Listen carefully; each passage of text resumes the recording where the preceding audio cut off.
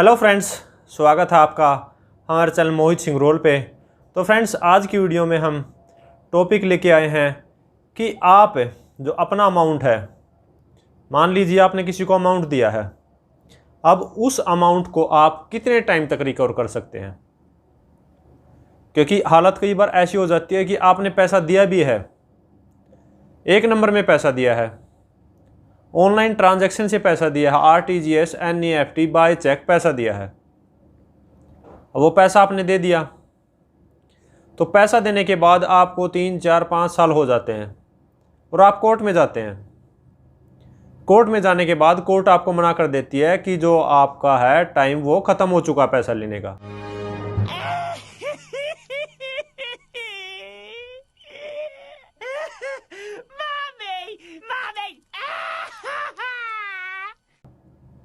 तो उसी टॉपिक को लेके आए आज हम, क्योंकि नॉर्मली पता नहीं होता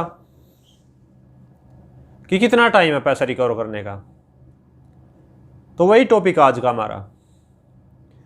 तो फ्रेंड्स, अगर आप किसी को भी अमाउंट देते हैं तो सबसे मेन चीज़ तो ये है कि जब भी आपने किसी को अमाउंट दिया तो उस सिचुएशन में जो वो अमाउंट की ट्रांजैक्शन आपकी हुई है, आरटीजीएस के थ्रू, एनईएफटी के थ्रू, या फिर बैंक ट्रांसफ़र है, या फिर कोई भी गूगल पे है, पेटीएम है, या फिर कोई भी किसी भी तरीके का मोड है, चेक, डिमांड ड्राफ्ट, या फिर कैश भी दिया है अगर, तो उसका एक रिकॉर्ड जरूर मेंटेन करें कि कब हमने ये पैसा दिया है। कैश दिया तो रिटर्न में भी ले सकते हैं कि ये पैसा मैंने इस डेट को इस पर्सन को दिया है, इस पर्पज़ के लिए दिया है। अब ये तो आपने रिटर्न में प्रूफ रिकॉर्ड एक जनरेट कर लिया कि ये जो अमाउंट है मैंने इस तारीख को इस पर्सन को दिया है। अब मेन चीज़ आती है कि आप इस पैसे को कब तक ले सकते हैं।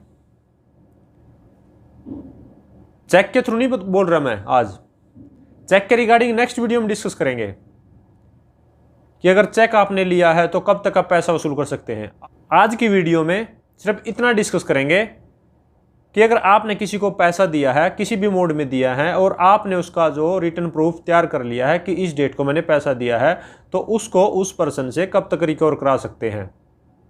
नहीं तो उसके बाद कोर्ट ने मना कर देना आपको कि आप इतने साल क्यों बैठे रहे। तो मेन चीज़ यही है आज की वीडियो में कि आपने जो पैसा तो दे दिया। अब एक एग्जांपल लेके चलते हैं, उससे समझते हैं हम। मान लो आपने एक पर्सन को पैसा दिया है 1 जनवरी 2021 को, कब तक ले सकते हैं आप पैसा वापस? 21 में कभी भी दे सकता है वो आपको, 22 में कभी भी दे सकता है, और 2023 में कभी भी दे सकता है। तो ये 3 साल है सिर्फ। अब पैसा आपने दिया तो जो आपने रिकवरी करनी है उस पर्सन से वो 3 साल के अंदर करनी है। 31 दिसंबर 2023 तक आपने उस पर्सन से वो पैसा अपना लेना है किसी भी तरीके से। अगर वो पर्सन पैसा नहीं देता, 2021 में कोई पैसा नहीं दिया, 22 में कोई पैसा नहीं दिया उसने, 2023 में कोई पैसा नहीं दिया, तो आपको 31 दिसंबर है जो, उसका वेट नहीं करना है। आपने कम से कम 10 या 15 दिन पहले उस पर रिकवरी सूट डालना है। यही मेन रीज़न है। 10 से 15 दिन पहले आपने रिकवरी सूट डालना है, क्योंकि जब भी किसी पर्सन को आप अमाउंट देते हैं तो उसकी जो लिमिटेशन है, उसकी जो टाइम की मर्यादा है, वो 3 साल तक की है। आप 3 साल के अंदर उसको रिकवर कर सकते हैं। अगर किसी भी तरीके से आपके 5 या 10 दिन हो जाते हैं, 2024 में 5 जनवरी 10 जनवरी को अगर आप केस डालते हैं तो कोर्ट जो वो आपका पैसा नहीं रिकवर कराएगी। कोर्ट आपका किसी भी तरीके से हेल्प नहीं कर सकती। अच्छा, क्योंकि टाइम लिमिटेशन है, टाइम ही 3 साल का दिया हुआ इसमें। 3 साल के अंदर आपने रिकवरी करनी थी, वो आप कोर्ट में आए नहीं, तो कोर्ट ये मान के चलते कि जिस पर्सन ने पैसा दिया है वो पैसा दे के सो गया है। अब कोर्ट तो अगर आने से रही उठाएगी कि उठाओ पैसा लेना आपने। समझ रहे हो? समझ रहे हो ना? ये तो जिस पर्सन ने पैसा दिया उसको खुद एक्टिव रहना पड़ेगा। तो जो लिमिटेशन है मेन कहने का मतलब ये है कि जो लिमिटेशन है पैसा रिकवर करने की वो 3 साल तक की है। तो आपने जब भी किसी पर्सन को पैसा दिया उस डेट से लेके 3 साल के अंदर अंदर या तो खुद पैसा दे देता है, नहीं तो 3 साल खत्म होने से 10-15 दिन पहले आपने रिकवरी सूट डाल देना है। मस्त प्लान है। और रिकवरी सूट पे जो कोर्ट फीस भी लगती है, हर स्टेट की अलग अलग है, यूटी की अलग है, तो उस अकॉर्डिंग जो आपने कोर्ट फीस लगा के अपना जो रिकवरी सूट है वो डाल देना। तो उस सिचुएशन में जो है कोर्ट वो आपकी हेल्प जरूर करेगी। और इसके साथ साथ 2-3 चीजें और हैं। 1 जनवरी 2021 को आपने पैसा दिया और बीच में मान लो 2022 में या फिर 2023 में अगर वो रिटर्न में देता है कि मैं ये पैसा नहीं लौटा पाया 31 दिसंबर जो 2023 तक है, अगर वो रिटर्न में दे देता है 5-10 दिन पहले या 20 दिन पहले, या बीच में पार्ट पेमेंट कर देता है, या फिर लिख के देता है कि मैं जो 2 साल बाद ये पैसा दूंगा, तो जो लिमिटेशन है जिस दिन उसने लिखा है, एक्नॉलेजमेंट है, उस दिन से दोबारा फिर आपके पास 3 साल शुरू हो जाते हैं। तो अगर पैसा उसके पास नहीं है तो आपने बीच में उससे लिखवा लेना है कि मैं ये पैसा इसको 2 साल बाद दूंगा या 3 साल बाद दूंगा। लेकिन 3 साल जो लिखने से 3 साल का टाइम पीरियड है उससे पहले आपने दोबारा फिर रिकवरी सूट डालना है।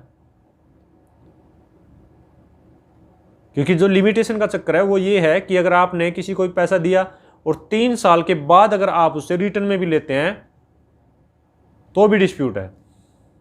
3 साल आपके खत्म हो गए, रिकवरी सूट आपने डाला नहीं, पैसे आपने लिए नहीं उसने, या फिर उसने दिए नहीं, और आपने अब केस डाला है, या फिर 3 साल के बाद आपने उससे रिटर्न में लिया है, तो वो भी डिस्प्यूटेड पॉइंट है।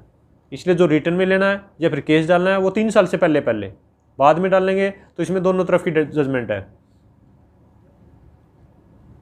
हमारे हाई कोर्ट्स की दोनों तरफ की जजमेंट्स हैं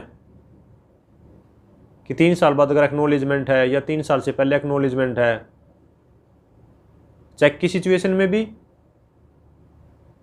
और जो नॉर्मल रिकवरी उसमें भी। चेक के रिगार्डिंग डिटेल में नेक्स्ट वीडियो में डिस्कस करेंगे। तो फ्रेंड्स, मेन मोटिव मेरा बताने का यही है कि जो आपने पैसा वसूल करना है वो सिर्फ और सिर्फ 3 साल के अंदर उस पर्सन से वसूलना है। या तो उससे पैसे लो, नंबर 1, नहीं तो उससे लिखवा के लो कि मैं 2 साल बाद दूंगा, या फिर तीसरा आपने रिकवरी सूट डाल देना है। अगर आपने 3 साल से ऊपर किए तो आपका चाहे कितना भी अमाउंट हो सारा का सारा खत्म हो जाएगा और कोर्ट आपकी किसी भी तरीके से हेल्प नहीं कर पाएगी। तो मेरा मोटिव आप लोगों को यही सेट करना है कि जो टाइम लिमिटेशन है लोगों से पैसा रिकवर करने की वो 3 साल तक की है। तो फ्रेंड्स, ये थी वीडियो कि अपना जो पैसा है कितने टाइम के अंदर वसूल कर सकते हैं।